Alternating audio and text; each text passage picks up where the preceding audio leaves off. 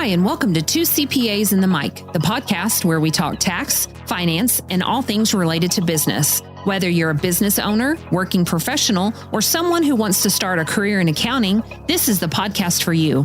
Hosted by CCK Strategies partners Jeff Frable and Sarah Mays, we dive into relevant business and tax matters with working professionals to make these topics less intimidating, relatable, and dare we say fun? Let's get down to business.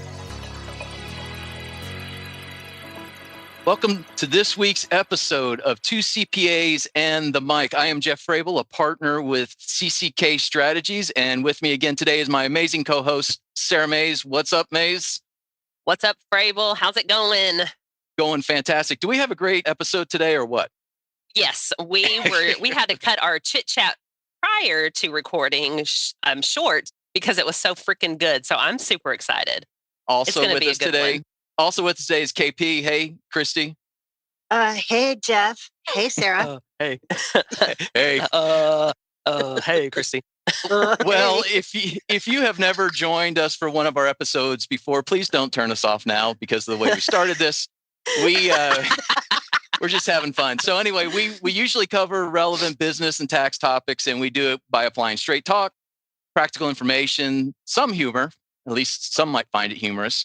But the key element is we're not using all the jargon and stuffiness that's normally associated with our profession. And so we cover various topics, and you are in for a treat today. Sarah, I'd say we kind of have a fanboy on the show today.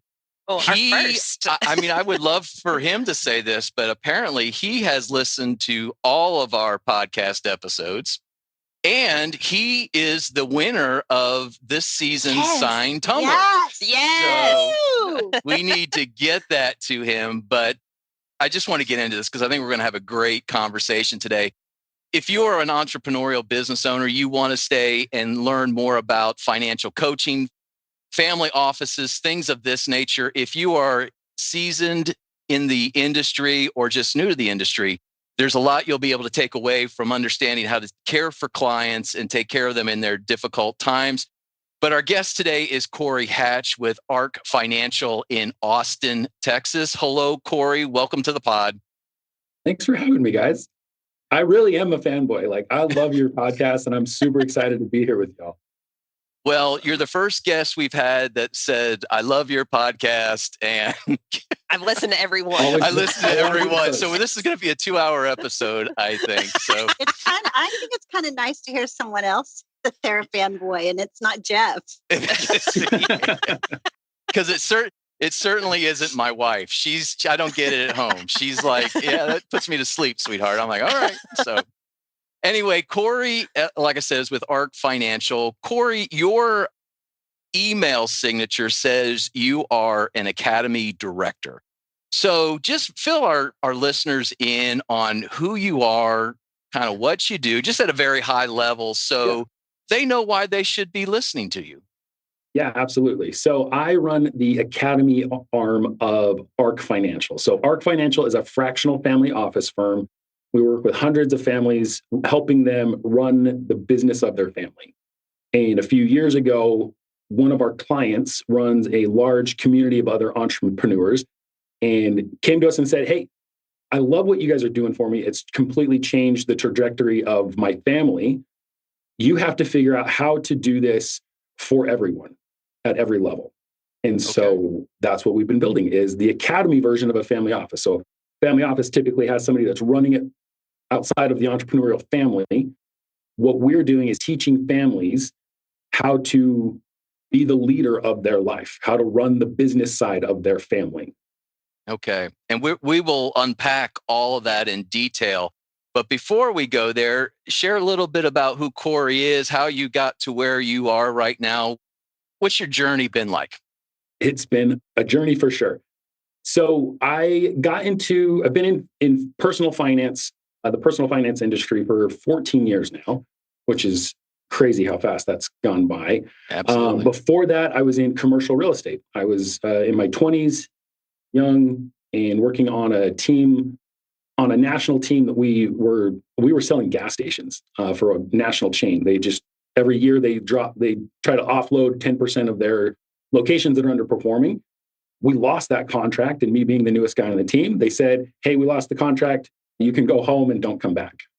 And so I went home, told my wife that I was laid off, looked at my 10-month-old son, my first, and said, I get to spend some more time with you for the next little bit till I find something to do, which was actually pretty fun. Be a new father, have a little son. My wife had actually just got promoted. So like just the stars aligned for me to be able to do that and really figure out like what I wanted to do. And I had no idea. So I started applying for jobs, looking for things. I saw an advertisement on LinkedIn for a place called Fidelity Investments. Had no idea what that was, but it looked pretty professional. And I was like, maybe I should apply there. So I applied, got an interview. They offered me a job. I said, great. What is it that I'm going to do? And they said, you're going to get licensed. You're going to be a stockbroker. And you're going to help people invest. I was like, great. Stockbroker. What's stock? So you had it all under wraps. You knew it all. Man. I was very prepared. And so they said, don't worry, we'll teach you that. They were great place to start a career. They paid us to study. They paid us to get licensed. So I got my 7, my 63, and my 66, my insurance license. Got all licensed up, worked my way through Fidelity for the next 7 years, and then moved over to E-Trade. E-Trade got bought by Morgan Stanley, and just thought I was doing really good work because I was working with individuals. I was helping people achieve the dream, being able to retire and do the things that they wanted to do with their life. But I got sat down once and was told I was going to get put on a performance plan because I wasn't performing the right way. And I was very confused. And the manager looked across the table and said, because as a financial professional, like when you're licensed, you have a fiduciary responsibility to do what's right for the client, meaning that their needs come before mine. Mine is what's going to put money in my pocket. Their needs need to come before that. And I wholeheartedly agree with that legally and ethically. That's a hard rule for me. But what he said to me is you need to change your mindset on what's right for the client. And I just couldn't sit with that. Just what does that mean? Like, Yeah. And I just looked at him and said, he said, so we can put you on a performance plan or you can start looking for another job. And I said, I'm going to start looking for another job. And his jaw hit his desk. I was like, I will not work like that. I can't ethically work like that. And so started looking for something else. This was 3.5 years ago now. And so started looking for something. I had just hired my first coach about 10 months before that, not for entrepreneurship, not for financial advice. He was a health coach. He was a fitness coach because I was 120 pounds overweight because that's what he helped me lose. Wow. And so went on this journey of finding myself, losing weight, and I don't know where we want to get into things, but that's kind of how I got to where I'm at now. So I left the financial industry because I just needed a break from it. I was just unhappy with how things were shaping up in that industry overall. And so I was having a conversation with that health coach and I was like, I got to do something different. I need to do something more. He's like, well, he's like, yeah, you could do 2 things. He's like, you could start your own coaching, show your before and after, right? 120 pounds lost. Every dad that sees your before and after and hears your story would sign up. I was like, okay, that's a lot of work and a lot of responsibility. Yeah. He said, or come help me grow this. I want to turn this into a movement. And at the time he was coaching about 70, 75 people. I said, okay, let's look at that. Let's do it part-time and see how it goes. Started part-time. My world started colliding. And it got to the point where I couldn't operate in both worlds. Mm-hmm. Wow. And so I told my wife, I was like, what do we do? And she's like, you're going to take a chance on yourself. Now's the time to do it. So I said, okay. She said, try it for a year. And if we're broke in a year, then you go back and get another job somewhere else. And I was like, okay. So quit my job in the financial industry, went to work for an Instagram fitness coach. And we took his coaching community from about 75 people to 750 in 10 months. Oh my. That's incredible. Yeah. In how long? 10 months. 10 months. Okay. Oh my. Yeah. I was very busy, which was awesome. Yeah. But that's kind of I know this is like tax and finance stuff, but like the thing is like the reason world. I do what I do. This is life stuff. Yeah. And it leads into why I do what I do here at Ark. And so for me, I'm a very disciplined person now. I wasn't for a very long time, obviously. If I had 120 pounds to lose, I was not very disciplined. And for me, I was very depressed. I didn't like my life where it was going. My marriage was in shambles. I wasn't the dad that I wanted to be. And so I thought my problem was the weight. And so that's why I hired a coach. I was like, I see a problem. I'm going to help. I can't figure it out on my own. I'm going to hire somebody to show me how to do it better. And so he did, showed me how to do it better. I lost the weight. And then one day I looked in the mirror, caught myself. We had a hallway in our house at the time. My wife decorated it, awesome, bunch of mirrors. Caught myself out of the corner of my eye. I was like, hey, you're not the fat guy anymore.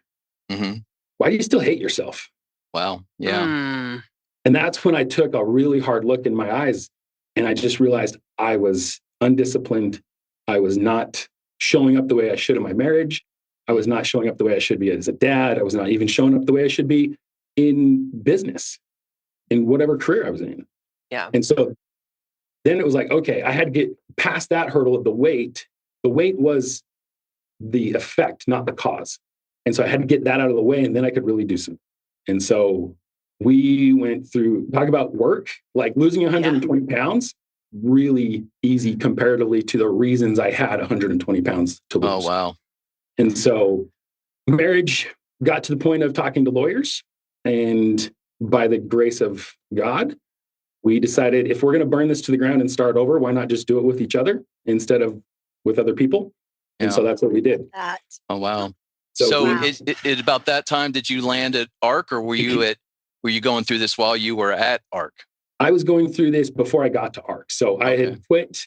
I had left the financial industry. I was selling guys on weight loss, going through this whole journey myself, but being able to talk to men, it was a men's group focused on being a better father. It was just, we've approached being a better father through fitness and nutrition so that you can learn discipline somewhere and then apply it to everywhere else in your life. Mm-hmm. And so, but being able to sit across on calls like this and tell guys like, look, I lost 120 pounds. I burned my marriage to the ground to the point that we were talking to lawyers. And I decided if I'm going to be the leader of my life, I'm going to lead a life I want to live. And it was an easy sell for these guys, right? Like, to be like, they're like, I don't know what you're selling. I want that. Whatever you just said, I want that. It was an easy sell. And so as I was doing all this work, started to rebuild our life, basically just sat my wife down and said, look, I hate myself for all these reasons, and you should leave because of these reasons, because I can't stand looking at myself in the mirror, and I can't imagine you want to be married to a person like this. And my wife, who is the most amazing woman I've ever met, looked me square in the eyes. She said, I know all that, and I choose to love you still. And I mean, someday we'll meet. I'm 6'3". I'm 250 pounds, about 10% body fat. Like, I'm a big man, and I broke and fell to my knees. Yeah. So, man, I didn't know we were going this way, and it's so good. It's so good, Cory. Yeah, so many nuggets to pull there. So fast forward a few months, and I get a call from one of the guys that I'd sold into the program. He had amazing success. He's like, hey, I've got a buddy that I want you to talk to. I think he'd be great for the program. I was like, okay, cool. Pick up the phone. It's David Bull, founder of Ark Financial. It's like, hey, tell me about your fitness goals. What's going on in life? David's into CrossFit. He's already really fit. He's a believer. He's a man of God. He's got a thriving business. He's doing all the right stuff. And I was like, that's awesome. We talked a little bit. I mean, told him my whole story, what I was going through, everything. Talked for about an hour. It was supposed to be a 15-minute kind of intro call. It turned into an hour. I'm a talker. I don't know if you can tell.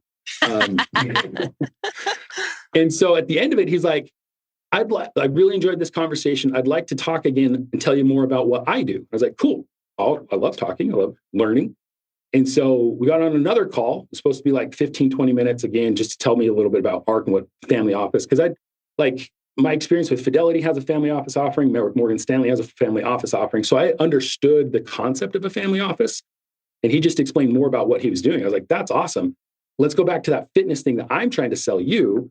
And so after he told me everything about Ark, he's like, look, I'm not going to buy your fitness program, but I really think you should talk to our operations manager or the COO or whatever his title was. I was like, cool. I was like, maybe I'm going to sell him. So we set up a call, got on the call, and it was a guy his name's Dan. He's not here any longer. But the way I remember the conversation going is thinking that I'm going to sell him fitness, like a fitness program. And he's like, hey, David said you're ready to join the team. What do we got to do to get you down here? Because I'm in Utah. They're in Austin. You're in Utah. And I'm like, what? I don't remember that part of the conversation with David. But tell me more, right? Like Yes. this was like what I was looking for. And I think the fitness thing was given to me as an opportunity to really figure out who I was and what story I want to tell with my life, while Ark figured out that they needed somebody down here. Mm. And so we talked, we figured it out. We went back and forth a couple times. I didn't think it was the right choice at the first because it was moving. Like my son was just starting middle school. My youngest, with my two younger ones, I've got 3 kids, we were just getting in a groove where like our neighborhood was really good. Friends were great. Schools were great. Church was great. And we prayed about it and it was, no, don't go. Like, okay, easy answer. That's fine. Called him, said, I just don't feel right about it. And for the next 2 weeks, it just gnawed at me like, no, I know I told you not to go, but you really should reconsider this. And what hit me one day is I didn't even ask my kids, like if they wanted to move to Texas. Mm-hmm. Yeah. I didn't include them. And so my oldest was 12 at the time. He was the first one because I knew he was going to be the other 2 will follow him. Like he's a leader, like amazing kid. And so we were picking him up from a school activity or friend's house or something one night. And me and my wife were like, hey, we've got this opportunity, but we would have to move to Texas for it. And he lost it, just crying, tears. How could you do this to me? My friends, my school, everything going on. We're like, okay, cool. Glad we got the impression to ask. Like, this is a great conversation. So we go home. He storms off to his room, slams the door, and we're just downstairs talking, doing something, me and my wife. He comes down like an hour later. He's like, Dad, I'm sorry how I reacted. I was like, okay. He's like, I actually think we should go. Wow. I was like, really?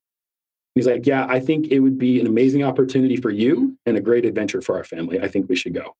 And like, talk like proud dad. And I'm like, 12-year-old. you're 12-year-old. Old. Yes. Like, you're more mature than I am. And at 40, like it seriously, he turned into a young man in front of my face. Like it was amazing.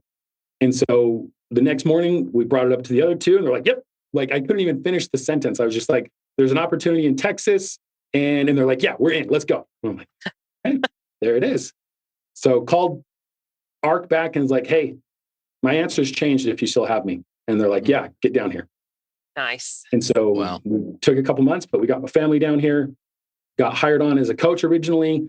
There was another guy here that was started the process a few months before I got here.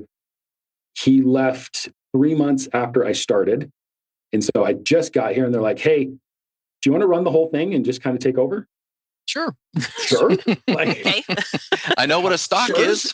Yeah, I know what stock is now. Like I have an idea of what family office is, but yeah, why not? Let's do this adventure that we've talked about. So that's fast forward 2 years and now we're here talking. So it's amazing. Well, so Cory, it's a long story of how I got here, but it was a great story. So here's what's going through my mind, Cory. That went a totally different. I heard that you had a backstory and you laid that out beautifully. And I was having breakfast this morning with someone I've known for several years, and we got talking, and he said, Jeff, this is the thing about you that I admire, blah, blah, blah. And what I'm learning through your comments as a result of that discussion this morning, we've talked, you've listened to all of our podcast episodes. So we are unashamed of the fact that God does line up dots, and there's a plan and all that. And I think I've come to the conclusion after listening to your story that this podcast is not for those who have everything perfect in their life and have no problems or issues. I believe we are here to tell people we're all in the same boat. If you're having problems in your marriage, you're not alone. If you're trying to balance a family with your business, you're not alone. And stop thinking that you're crazy because you feel like you're failing. And so I just appreciate and love and admire your vulnerability and sharing those things, because it's part of who you are. Right. And it's going to be part of what we're going to talk about as to why you do what you do and why it matters for you. And so it's a beautiful story. I really appreciate you sharing that. But I do have one question before we get into some more of the professional details. Yeah. They call you Ox. Yes. And the first time we met, you allowed me to call you Ox right away. So where does that come from and what is that? So I wish it was a funnier story. Like in my early 20s, I worked like 2 or 3 jobs just trying to scrape money together before I was married. Like I was just trying to put some savings together, and went to a friend's house. Like it was a party going on, and I'd been up for like 3 days straight. So I fell asleep on the couch, and my friends were like, "Hey, we're going to go play volleyball." And they tried to wake me up, and I tried to swing and punch one of them. Oh. And I completely missed. He was like 10 feet away, like fell over asleep still, not inebriated with any substance other than sleep deprivation. Everybody always thinks like, "Oh, how drunk were you?" And I'm like, I wasn't. I don't drink. Like that's not even part of it. So anyway, I fall over asleep again, and he just looked at me. He's like, "You're such a dumb ox." And it stuck. Every one of my friends are like, "Yep, you're the ox. That is your name." Again, I'm 6'3". I wear cowboy boots, so I usually look 6'4", 6'5". I was 300 plus pounds for 15 years, like from my adult life. Like I'm 43 and I weigh less than I did as a senior in high school.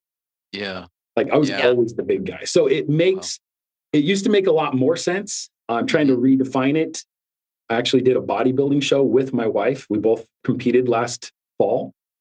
And so I'm trying to redefine like what ox means, what the nickname means, but that's the story behind it. Well, I actually thought it had to do with your determination of losing the weight and all that kind of stuff. But no, it was around a long time before that. Yeah. Well, congratulations on turning that into something extremely positive and fun. But yes. Dumb ox. That's hilarious. All right. Well, so, ox. quick Jeff, on your comment about like for people listening to this podcast, if this podcast were for perfect people, no one would listen because there's perfect people. There's no perfect marriages. There's no perfect businesses.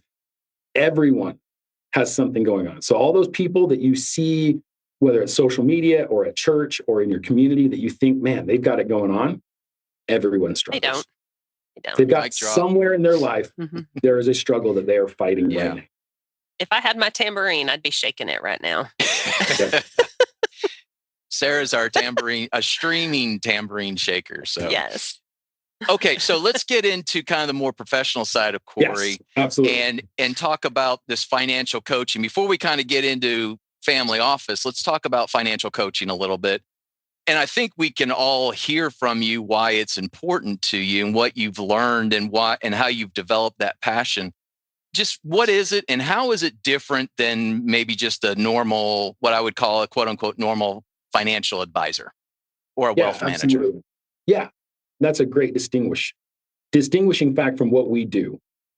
So our main objective is to help entrepreneurs understand that they need 3 things when it comes to any aspect of their life.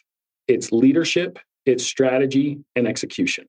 And so we don't handle the execution. You have advisors for that. And so what a financial coach, or a typical financial advisor or wealth manager, they're the execution of a strategy. And so you have advisors as an entrepreneur, you have advisors in your life that you're hiring to execute some kind of strategy. The question is, where did you get that strategy? And who's the leader of that strategy? And how does that strategy tie into every other strategy in your life? And so if you think about like CPAs, 2 CPAs here, right? There's a tax strategy. That's not the only strategy in someone's life. Because if we only focus on tax, well, we may miss an investment opportunity, or we may not plan our estate planning correctly. And so there's strategies and there's people that will execute those strategies, but it all has to start with somebody leading all of the strategies.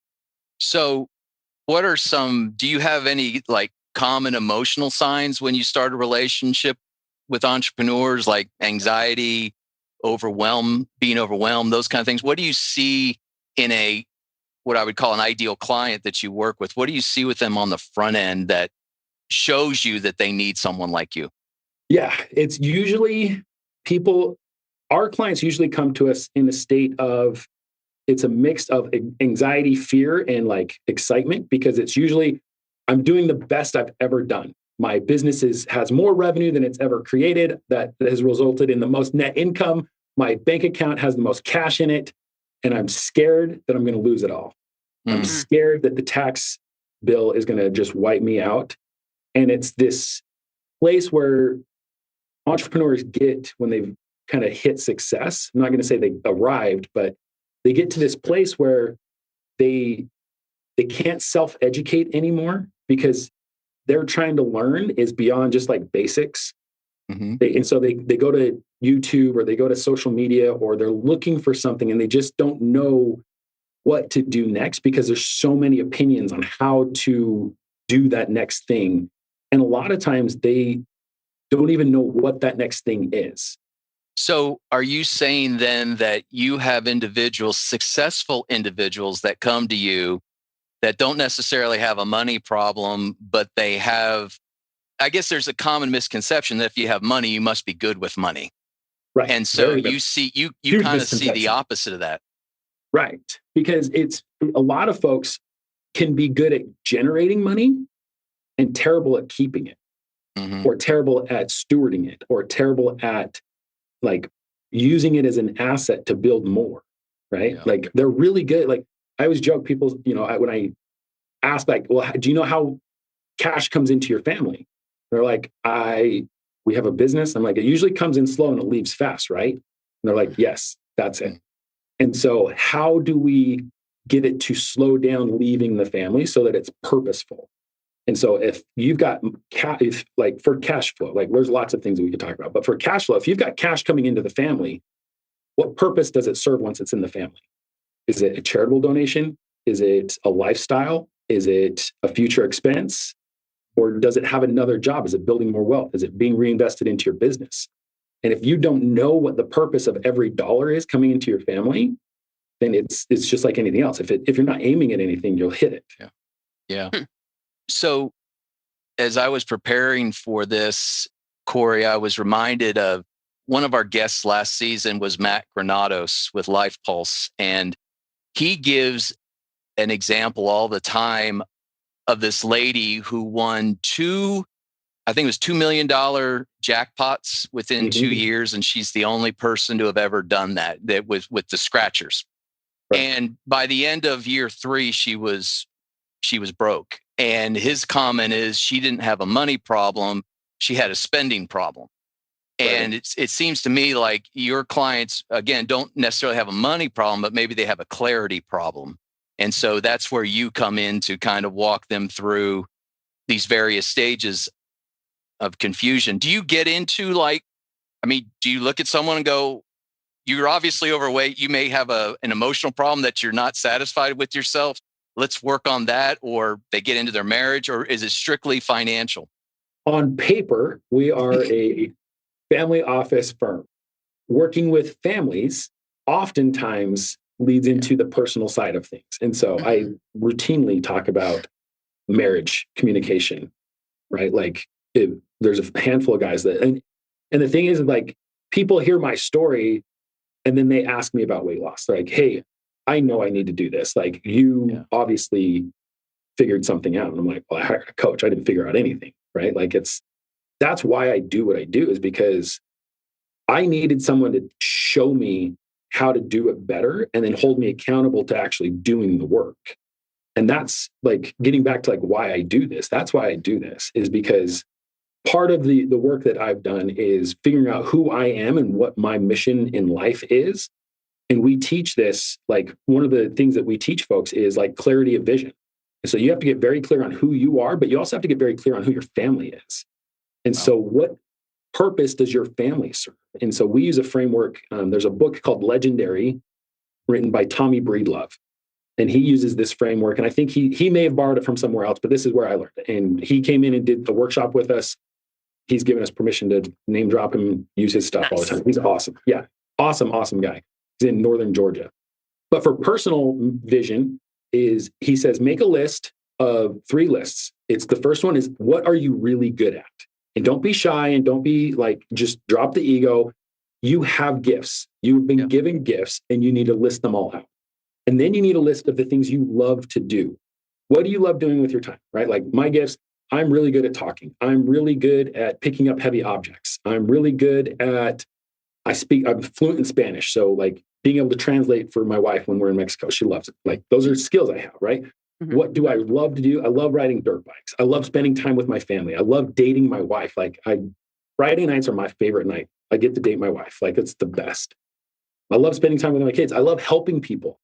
I have a really good ability to help people uncover work that they need to do in their life. And then I love walking with people as they do it. That's kind of my thing. And then the third list is, what does the world need more of?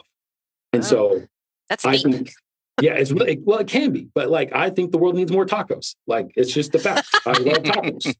And Nice. if you have an argument with somebody, you bring tacos, that discussion goes way different. And so the world needs more tacos, but I also believe the world needs stronger families. And so if I look at that, kind of my list as I did it, and you can use, you can throw it into ChatGPT, you can use, like, sit down and analyze it, but you come up with a vision statement for yourself.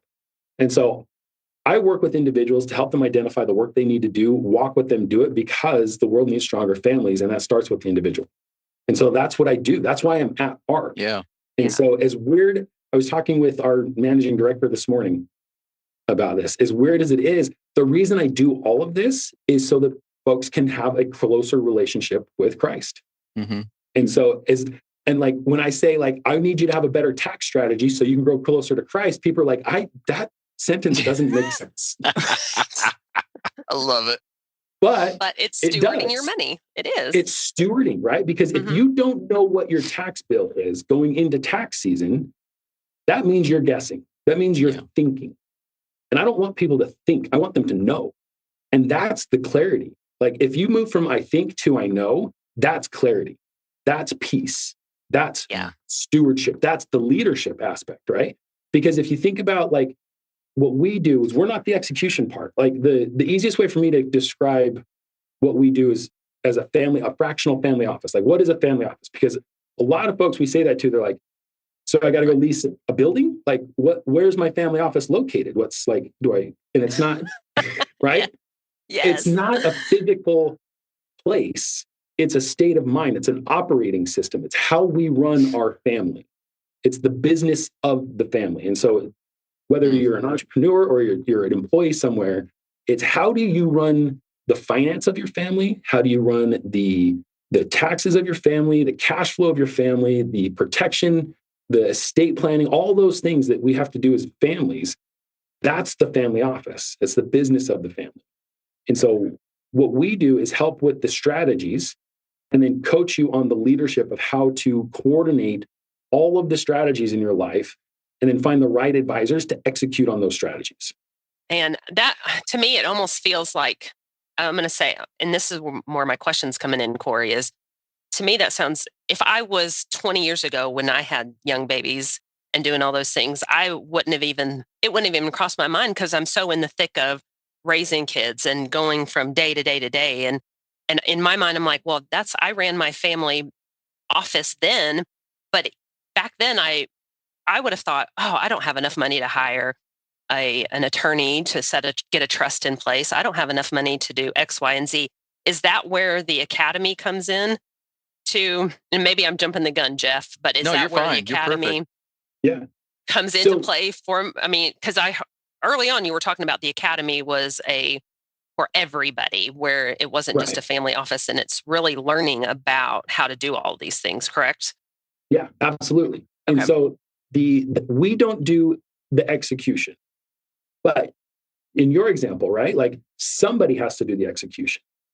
And that's where a lot of folks get frustrated, is because they're hiring an advisor who is going to do the execution. Right. But a lot of entrepreneurs think they're going to do the execution, and they're going to do the strategy, and they're going to do the leadership. And the advisor is just focused on the execution. So if you're young and your family office operation is relatively uncomplicated, you may be doing the execution, right? You're probably filing your own taxes using TurboTax or some other thing, but you're the one doing the execution. But you're also part of the strategy, or you're the one coming up with the strategy, and you're the one doing the leadership. It's just most folks don't realize that those three hats, you're either all wearing them or you farm them out to someone else. Mm-hmm. And so when your life gets complicated, then it's like, this is above my pay grade. I can't self-educate myself with TurboTax any longer. I need somebody to come in and do this. And so you hire your first CPA, right? Yeah. And so it's usually like entrepreneurs. We focus mainly with entrepreneurs. We believe that one day everyone will have a family office. My argument, everyone does. It's just whether they're operating it efficiently. And so, but if you're a business owner, at some point, you're going to hire your first CPA. At some point, you're going to hire your first bookkeeper. It's because you've got to the point where I don't have the time to do this. I don't have the expertise to do this. And it's cheaper to have somebody else do it than me making mistakes all the time and hiring somebody to fix it. Right. And so now you've hired out the execution of it. What folks get frustrated with is when they've hired the person that's going to execute something, they also assume they're going to come up with a strategy, and they assume they're going to be the one leading it, being the leader. And if you like CPAs, right? Like, it's not that your CPA can't do all three. It's just if it's not clearly stated, they're not going to. You're hiring a CPA for execution purposes only. If you question whether they're going to do strategy or leadership, check your bill, because it's going to be a lot more than you think if they're doing leadership, strategy, and execution, because those aren't cheap services. Yeah. Right. And so if you realize that, the way I try to explain it to folks is you're the CEO, right? Like, of your business. You're also the CEO of your life. You may have a boardroom table that people sit at in your business, and you've got marketing, and you've got sales, and you've got HR, and you've got all these different departments. Yep. And you take all those things that make your business great. You're the leader, but you've delegated responsibility. You've delegated strategy on how each of those departments should run to someone who's in charge of it. They report up to you as the leader. And then they have either they're the ones executing the strategy, or they have people under them that execute the strategy. And so we have weekly staff meetings, we have monthly leadership meetings, we have quarterly breakouts or quarterly retreats, we have big annual planning meeting in our business. And then I look at entrepreneurs and say, does that work for your business? Is that why you're successful? Like, yes, absolutely. It's like, great. When's the last weekly meeting you had with your family? When's the last monthly planning meeting you had in your family? Have you had a quarterly breakout or a quarterly retreat with your family to talk about goals and vision? Have you ever had an annual retreat where your family sits down and says, what are we working on this year? Because most entrepreneurs put a ton of time, energy, and attention into making their business feel like a family without putting the same effort into their actual family. Woo! Woo! Yes, I'm stepping on toes now. Yes. That's A good coach does. I call it how I see it. Yeah. And with everything that I've gone through, my core mission in this life, in this world, is the world does need stronger families. 100%. And if somebody's not willing to tell them that their family's not running the way it could, then they're just going to keep floating. They're going to keep assuming everyone else is the leader, and I'm just frustrated. It's not me. I'm not the problem. Everyone else is the problem. Well, you're the leader. I always think of the Spider-Man meme where they're all pointing at each other. Yeah. Yes. I'm not the leader. Like, I hired the CPA. He's the leader. Yeah. She's the leader. Yeah. I hired a bookkeeper. They're the leader. I hired an attorney. They're the leader. I don't want to lead. That's what's scary for most folks, is when they realize, oh, I'm the leader. I'm the CEO, not only of my business, but of my life. I have to make all the decisions. That's a problem. So in this process, Cory, it sounds to me like you go through the coaching part of it. We'll call it financial coaching, but it does touch on some other things as well. But you go through this process, and then is it the family office is kind of the end result of that process, where you gather, I guess I would say, how would you define the family office? And is it a matter where you gather, I would say, the executioners, but that sounds bad, but you gather those that execute the various things that you are developed the strategy for. Is that reasonable? Yeah. The way I would say it, it's the system in which you operate your family. And so is it that you need to coordinate, like if you have a CPA, if you have an attorney, you've got a bookkeeper, yes, it's the coordination of all of them. Mm-hmm. But in Sarah's example, like, this is something you don't need an office space for. This is something your family office operates from the kitchen table oftentimes. It's just you're sitting down, intentionally making strategies and leading your family as hard as you do your business. And so, yes, it's coordinating your advisors, it's coordinating all those people that have anything to do with your family. But most importantly, it's you coordinating yourself. It's the self-discipline of running your family intentionally. And so, how do we track cash flow? How do we track taxes? I don't want to guess, because I'm the leader. And so if I just wait for somebody to surprise, like, I mean, you think about a business owner, right? If you've got a sales team, would you wait till 3 months after the year ends to ask them how sales went for the year? Yeah. No, like that, like you shoot yourself in the foot, your business wouldn't survive, right? But we do that with our taxes. How did I do this year? I don't know. I got to wait till March when my CPA emails me. Not to throw any CPAs in the bus. I'm talking to him. Well, we don't do that. You know right, that. No, we don't do I completely agree. And you guys are great, right? And so, but a lot of folks out there do that with their advisors. They wait until the return is signed to ask questions. Yeah. And they're very reactive. Yeah, yes. Very reactive. And it's taking that proactive approach in life. And the reason that I love doing what I do is because I lived that. I lived the reactive life till I was almost 40 years old. And where did it get me? It got me on the brink of divorce, on the brink of losing everything. It got me to a life that I never would have imagined for myself 20 years before that. Yeah. And so switching that mindset, like, no, I'm on offense. I am proactive. I am making choices. I'm living intentionally. And I'm holding people that I invite into my life accountable to my stand. What would you say to, I mean, especially if anybody's listening and maybe they haven't hit a pivotal point in their life where, they feel like, oh, something's got to change, but they're feeling really inspired about what this looks like. And what would you tell somebody? Just be like, hey, or is there a trigger point or something that just says, hey, you need to just start now? I mean, I feel like that's the answer. You just got to start now. Yeah, and where to start? Where would you start? Well, and it's like, I'm a fitness guy, right? Like, I love fitness. And so I'll liken it to that. Do you want to wait till you're 100 pounds overweight to get in shape? Absolutely not. Right. And so when was the best time, like the old saying, when was the best time to plant a tree? 100 years ago. Well, when's the second best day? Today. Yeah. And so it's the same thing. When's the best time to not get overweight? Well, it was 10 years ago, but start today. Yeah. And And so where would you start? With a family office? Yeah. Or even just an academy or anything like that. Like, absolutely. Is there somewhere that you would look at? Would you look at investments first, or would you look at retirement accounts first? Where would you start? We start is organization. How organized are you? And so we have a whole, we call them playbooks, but we have a whole organization playbook of like, here's how you file your files, right? Because if we're looking at risk, we're looking at organization, ease of life. So if I need to find a document, I need to be able to find it in 60 seconds. And if you really want to be organized, can your spouse find the same document in 60 seconds? Yeah. If you can't, then you're not organized. Okay. It's as simple as that. It's just getting organized. Where do we start there? It's, if I'm an entrepreneur, having an entity chart, like, what do I own? How do I own it? And what's the purpose of it? So that if I'm going to get funding for a new project or a loan, or I've got to talk to my estate planning attorney, like, hey, what do you own? What needs to be in the trust? What needs to be in the documents? This is what I own and this is how I own it.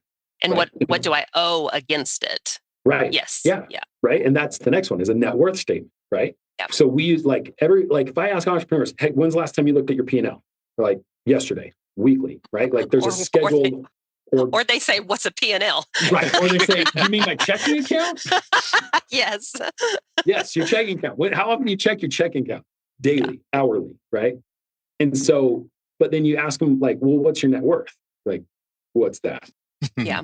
Yeah. Right. And so it's taking a lot of these business concepts that most business owners are really good at and just translating it over to their family. It's like, okay, if I can be really disciplined with my food, then I can be really disciplined with my communication to my wife. Or if I show up and control what I put in my mouth, I can control what comes out of my mouth. And so it's learning discipline in your life and then figuring out how to translate it to other parts of your life. And so getting organized, just knowing that you're organized, relieves so much unseen stress. Having an entity chart just clears things up. Having a net worth statement, like, if you are a successful entrepreneur and you've gotten past the point of worrying whether you can pay the electric bill or not, then you should have a net worth statement that you're updating monthly, quarterly at some cadence, because now if we want to make progress somewhere, we have to track it. To track it, we have to measure it. And if you're trying to create more net worth, then you need to have a scorecard. And that's what a net worth statement is. So if you're checking it monthly or quarterly, it's, how did I do this year? I had a goal. Did I achieve it? What are the steps? And then you can back into things, because as soon as you have that net worth statement, you have a baseline of where you're currently at. Great. Now I can set some goals for a year from now, for 5 years from now, for 10 years from now, but I have something to base it off of. So, Cory, I'm wondering how this plays out, because, like, I'm just going from personal experience. I've often told my wife, if something unexpectedly happens to me, go see my partners, go see our banker, go see 2 or 3 other people. What's it like when you start, and I'm going to say this could be the wife could be the entrepreneurial spirit. The husband it could be either one. It could be both, whatever. Do you get in these situations when you start to unpack this? Because I'm assuming everything's out on the table. Do you get in situations where the spouse goes, oh, I had no idea, or we're really doing that, or we really owe that? How do you navigate those kind of situations? Yeah, absolutely. I've experienced both ends of the spectrum of like, we owe how much to who for what? And then I've had the other end where it's like, I'm sorry, we're worth what? Where did that come from? Yeah. Which has been awesome. That was the one I'm thinking of. The wife was the bookkeeper in their early 60s. And I was like, so knowing that, what would you change? She's like, I don't want to be the bookkeeper anymore. I looked at him and I was like, fire your wife right now. And they both got like really giddy. Like, we can do that? I'm like, you should have done it a long time ago. He's like, you're on notice. You find your replacement and you're done. And then she got to be a full-time grandma. And so it was awesome. But yeah, absolutely. You start unpacking things. And because entrepreneurs are very good at having it clear in their head, but they don't often translate that into having it documented somewhere. And they very rarely have it documented well enough to be able to repeat it. And so if we've got things in our life, like a business, like a charitable plan, an estate plan, if it's clear in your head, that's great. I'm glad it's clear. But if it's not documented, then nobody knows. Like, if something happens to you, nobody knows. And if it's not repeatable, like if you've got it documented on a notebook in your drawer, who's going to know to look there? Who knows how to repeat it? And so as we help folks build out these strategies, the leadership of it is it clear? Is it documented? Is it repeatable? And if it is, then now you're acting as a good leader. Mm-hmm. Yeah. Got it. So when you get to that point and you've got everything organized and you've got your goals set and you know where you're going to go and you have regular meetings through the year and you've hit goals, all those things, how often should you revisit your organizational documents for the family? And how often should you revisit goal? Is it once a quarter, once a year, every 5 years? What's that look like? It really depends on what specific thing you're talking about. Because we've identified, like in the academy, we have 18 playbooks that we operate off. And then with our like full family office, I think there's another 40 or 50 that they can pull in. It just depends on the complexity of the family situation.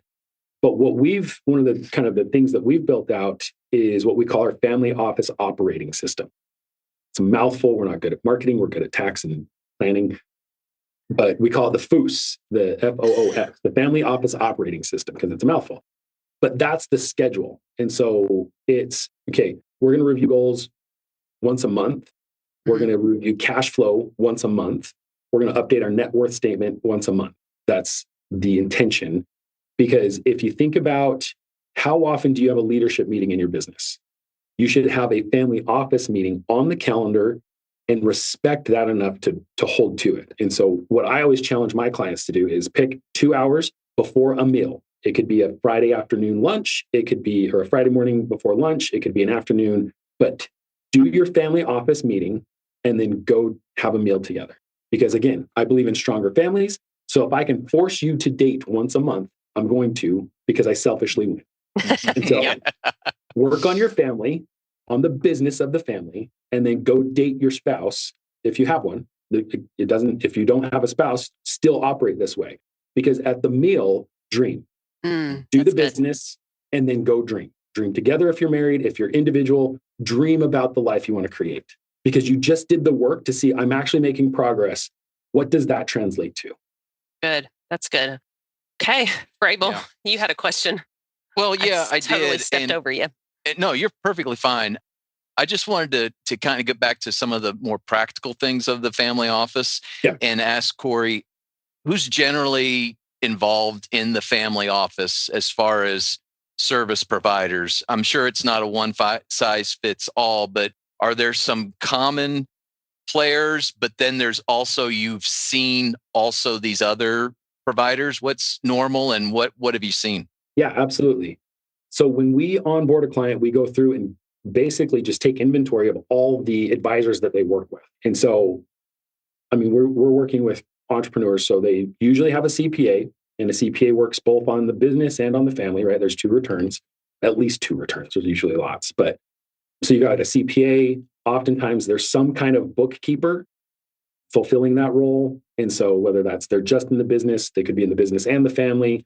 It could be the wife, the spouse, the husband, the mother. A lot of times we see somebody's mom is doing the bookkeeping, but you've got bookkeepers, you've got controllers, you've got CFOs, and they could be fractional or full-time. You've got attorneys, usually an estate planning attorney. You've got a contract attorney. You've got a real estate attorney, litigation attorneys. Let's see. Then you've got insurance agents, personal, business, commercial. We've seen cybersecurity advisors. Depending on the size and the type of business that you run, you might need extensive cybersecurity. And I actually recommend it for any entrepreneur, for any individual. There's cybersecurity services that are relatively inexpensive for families. We live in a technology age, and if you've got children or a spouse or yourself, you're at risk. And so you should have some kind of cybersecurity protection around your family. I would imagine the key here is not to be, if someone's listening and considering this, the key is to not be overwhelmed by, there's no way I could deal with all those people. That's on a scale from very simple to very complex, I would imagine. Correct. Yeah. So we try to keep things as simple as possible until complexity outweighs the risk of not having it. Mm-hmm. And so and again, it's not that you need to have attorneys on retainer. You don't need to be incurring expenses. What you need is, if you have a problem, you need to be able to call someone. And so it's just having that phone number of, okay, if I get sued, I call this attorney. Mm-hmm. If I am buying a piece of real estate, I'm calling this attorney. And so it's just having a kind of a lineup of advisors that we call it the 4 C's, and I always forget one. So we're going to try it. So you need to have advisors that have connection, so they know you connect with them. You're able to have a conversation and connect with them beyond just the business side of things. You need to have an advisor who's competent, that has experience, that knows what they're doing. They have a proven track record. You need to have an advisor that knows how to communicate on your level. If I send a text, I expect a 24-hour response. If I send an email, I don't want to wait 3 weeks to hear back. And so this is my expectation of communication. Are they comfortable with that, and do they agree to that? And then the third one, the fourth one is, I always forget one. Connection, competency, communication, collaboration. That's the last one, right? Are they willing to play nice in the sandbox? Right. Yeah. Because if they're not, if I've got a CPA and I've got a bookkeeper and I've got a fractional controller and a fractional CFO and I've got an attorney, and they all need to be able to communicate with each other, if they're going to be the biggest ego in the room, then I don't need to work with egos. I need to work with collaborators. I want everybody to play well together, because we're all here for one reason, and it's to help support the family. And in full disclosure, we do work quite a bit with Ark, between Ark and CCK. And that's been one of the staples of CCK since forever, about we just want to be at the table. Right. We don't care who's got the idea or who executes it or whatever, but just being at the table and providing ideas and concepts is really where it's at. And so the team is really what's most important. And so those are the kind of people you're looking for to bring into the family office, it sounds like. Right. Absolutely. All right. Well, Christy, we're getting ready to close up here, but you've been strangely quiet, but I see you taking notes and stuff. Is there anything that you wanted to bring into the conversation before we start closing up? You kind of covered it all. Okay. Yeah. All right. I see those wheels working. I just want to make sure. So, well, Cory, as we wrap up here, got a couple questions, wrap-up questions, but what's one mistake that high earners keep making that you see? They assume they're the only ones. They assume that, I'm successful. I hang out with other successful entrepreneurs. Whatever it is, we hang out at the same gyms that are nice. We drive the same nice cars. Whatever it is, everyone's facing a struggle, and they're too embarrassed or scared. I don't know what the right word is, but they don't share their struggles. And just because you have some level of success in your life does not mean that you have to do it alone. Like everyone needs help. Everyone needs community. Everyone needs somebody that they can call and say, look, I've got this going on. Can I share a scripture? Is that okay? You bet. Yeah. Absolutely. My very favorite scripture is Luke 22:43. And it's a scripture that's often overlooked. A little background, if you're not familiar with Luke 22, Christ is in the garden. He is suffering. His mortal friends have failed him. They're fallen asleep outside the garden, and he is alone to do, in my opinion, the greatest act of humanity we've ever seen. And in the final moments, he asks if he has to do this. If there's any other way, let there be another way. We know there's not. He has to do the work. Only he can do the work that he's about to do. But in verse 43, it said, and there was an angel sent from heaven to strengthen him. So even our Savior, when he was performing the work that only he could do, had an angel strengthening him. He wasn't alone. Heaven sent help. And so when you find that you are in that position where you feel like the world is crushing you, you're going to lose everything. It doesn't matter how much you've built or what you've accomplished in life. Do not think that you're alone. It's good. We'll just let that marinate for a little bit there. I've never heard that, Cory, and that speaks volumes. It really, and it kind of lines up with something I wanted to say several minutes ago about the concept of coaching, and just that everybody needs somebody. It's not a sign of weakness. And I think we kind of grown up that way, honestly, from the World War, the boomers and the Gen Xers that just will struggle through this, will make it work. And it's kind of our younger generations that are going, you got that wrong. You need help. And it's not a cliche. It's not what's in fashion. It's just straight out truth. And so everybody needs somebody in some area of their life. And we just happen to be talking about the financial aspects today, but it trickles down into all of it. And I'm sure you've seen it all. So I really appreciate those comments. I think we'll leave it there because that was pretty good. Cory, so as far as people reaching you, they listen to this episode and they go, man, I get it. I need something. How can they reach you? This is kind of a strange question, but it happens to us all the time. There's certain people that we can economically work with and some that we can't.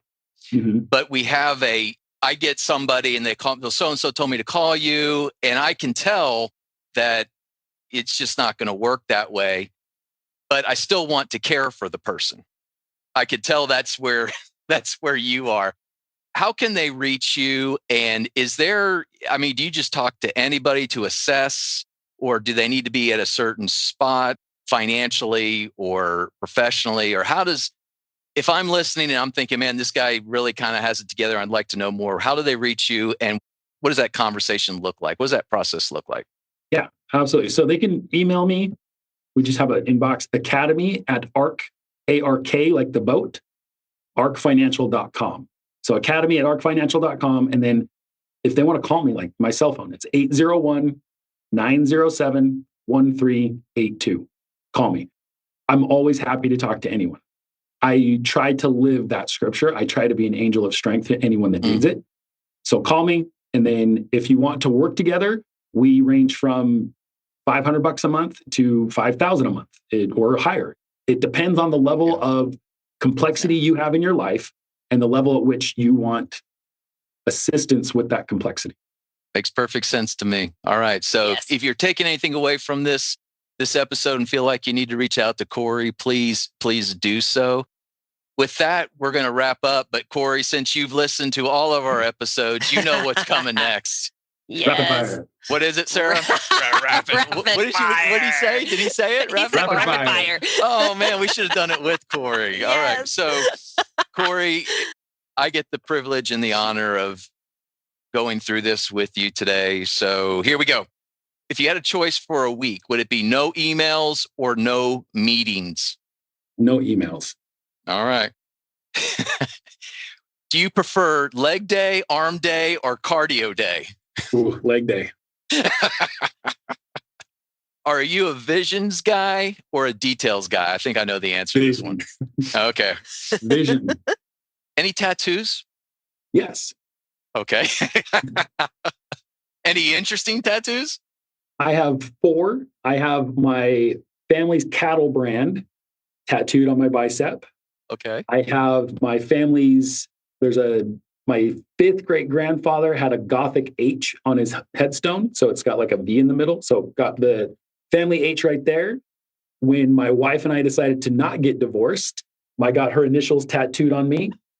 So I'm hers. She has a little ox head in the exact same spot. Cool. Very cute little ox head. So I'm hers, she's mine. We're in for eternity. Awesome.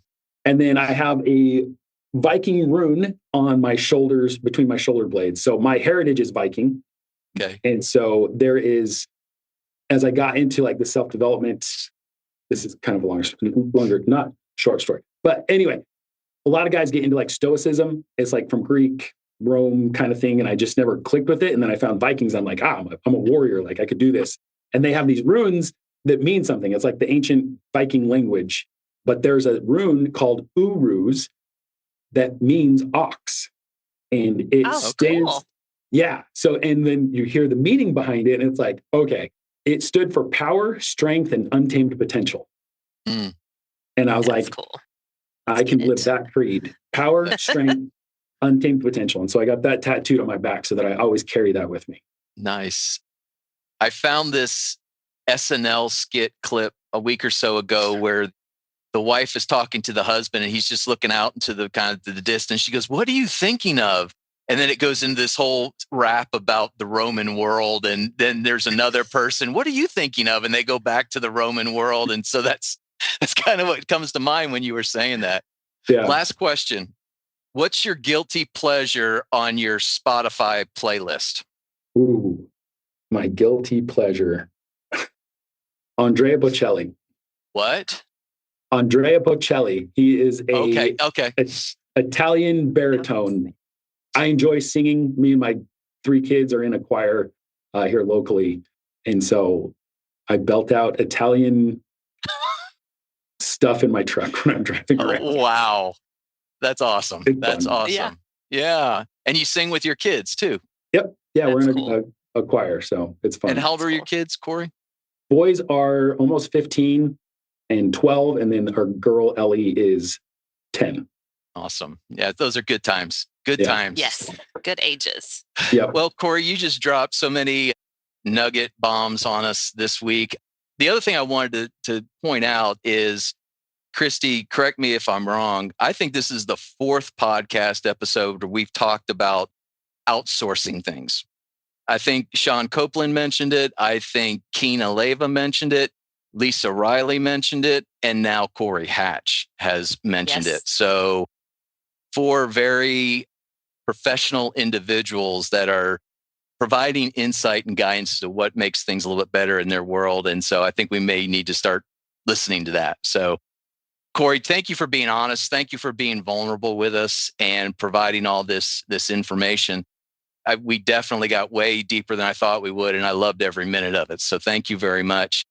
If you're listening and you want to contact us and talk to us about anything, how we're doing, what you don't like, what you do like, and future guests, anything like that, future episode ideas, shoot us an email, podcast@cckcpa.com. That's podcast@cckcpa.com. Sarah loves emails and she's just not getting enough of them. So send them to us. Please send them.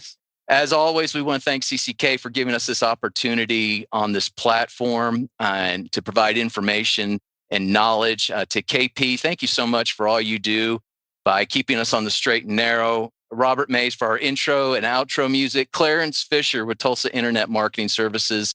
Thank you for all you do. And Emily Johansson for getting all the behind the scenes work done. So thank you. It takes a team and we appreciate each and every one of those. And again, Cory, thank you so much for joining us. And to all of our listeners, we hope you join us next time as these 2 CPAs get together to chat and you get to find out who's on the mic.